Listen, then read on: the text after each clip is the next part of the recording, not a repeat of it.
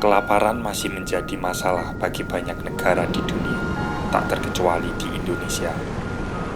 Kelaparan, pertanian, dan listrik merupakan hal yang berbeda, tetapi memiliki siklus yang bersangkutan dan tak terpisahkan.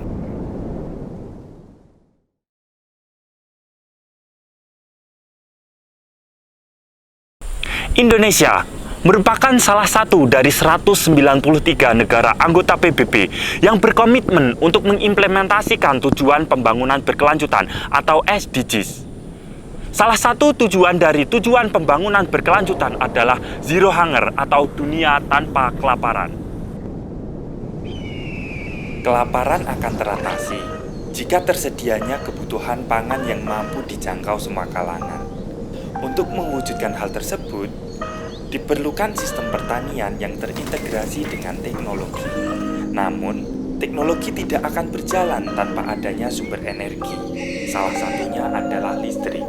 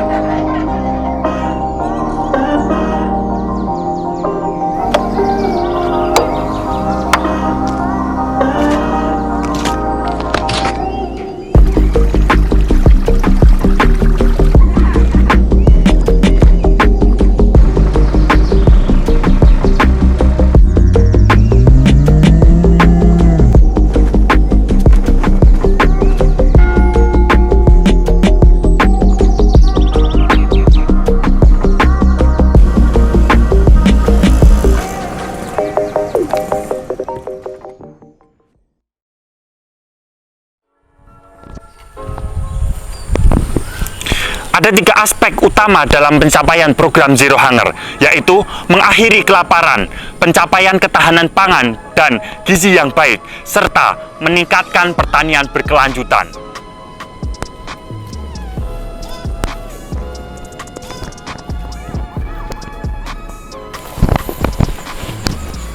Dunia saat ini berada di era revolusi industri 4.0, termasuk di dalamnya bidang pertanian, di mana otomatisasi dan digitalisasi menjadi aspek utamanya. Lalu, bagaimana keadaan pertanian Indonesia di era revolusi industri 4.0 ini?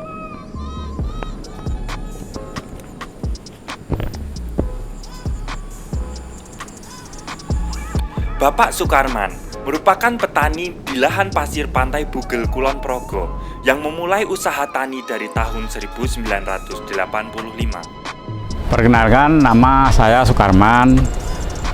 Saya selaku petani lahan pantai Kulon Progo. Umur saya 63 tahun, anak saya 2. Kemudian saya memulai usaha tani di lahan pasir pantai ini mulai tahun 1985. Lahan pasir di Kulon Progo adalah lahan yang kritis, kering, dan tidak ada nutrisinya. Awal mula Pak Karman memiliki inisiatif untuk menanam pada lahan ini, dikarenakan beliau melihat cabai yang tumbuh secara liar. Awalnya lahan pantai ini merupakan lahan yang sangat kritis, berupa gumuk pasir, padang pasir yang sangat gersang. Awalnya saya melihat ada tanaman cabai yang tanpa dirawat tumbuh di lahan yang gersang ini. Kemudian saya berpikir, kalau lahan ini dikembangkan pasti bisa, karena ada tanaman cabai yang tidak dirawat saja bisa tumbuh dengan baik. Nah, kalau ditambah dengan perawatan, dengan pupuk, dengan irigasi yang bagus, pasti akan menghasilkan cabai yang lebih bagus dan akan meningkatkan kesejahteraan masyarakat.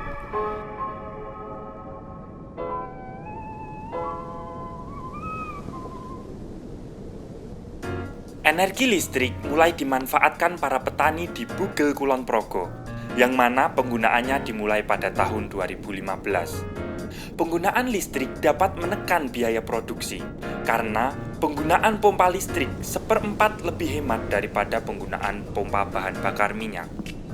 Para petani di sini sudah banyak yang menggunakan listrik. Listrik ini mulai tahun sekitar 2015.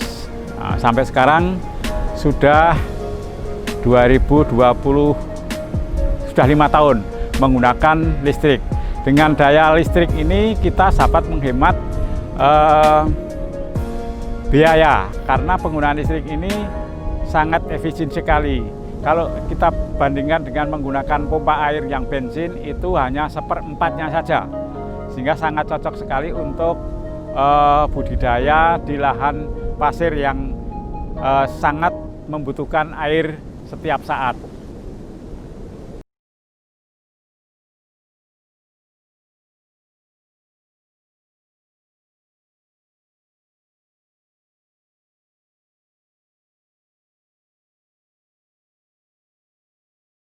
Lingkungan masyarakat sehingga terjadi penganekaragaman konsumsi. Salah satu tanaman ataupun produk pertanian yang memiliki potensi besar untuk pengganti karbohidrat sehingga dapat menunjang program diversifikasi pangan yaitu kentang. Agus Wibowo adalah pemilik Agro Lestari Merbabu. Beliau memiliki greenhouse dengan sistem smart farming. Pengembangan dan penangkaran bibit menggunakan stek batang dan kultur jaringan. Kemudian, menggunakan media kokopit untuk meminimalisir patogen pada tanaman. Untuk perkembangan atau penangkaran bibitnya kita mulai dari kultur jaringan, kemudian stek pucuk batang, kemudian kita tanam di media kokopit supaya netral dari virus dan juga penyakit. Smart irigasi ini terpasang iOT di dalamnya yang telah terkoneksi ke Wi-Fi, kemudian dapat dikendalikan dengan aplikasi yang ada di smartphone. Ketika kita memakai smart irigasi atau smart farming yang ada di greenhouse ini, salah satu keunggulannya yang pertama kita dari segi air atau dari segi penyiraman bisa lebih efektif karena kita memakai sistem drip yang kemudian langsung mengenai oleh si tanaman tersebut. Jadi istilahnya tidak banyak air yang terbuang. Selain itu kita juga bisa menghemat daya listrik juga karena di situ kita bisa mengatur waktu, timer, dan juga sesuai sama kebutuhan dari tanaman tersebut. Kemudian untuk perbedaan antara yang memakai smart irigasi atau smart farming dan juga yang konvensional pasti akan sangat beda sekali.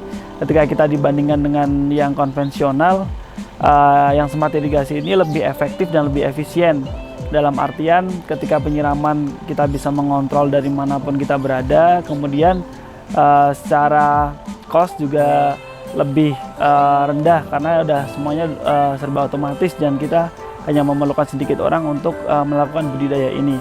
Berbeda ketika kita berbicara tentang pertanian konvensional yang berada di luar, kemudian menggunakan penyiraman yang biasa, kemudian memerlukan banyak orang dan itu costnya lumayan tinggi seperti itu.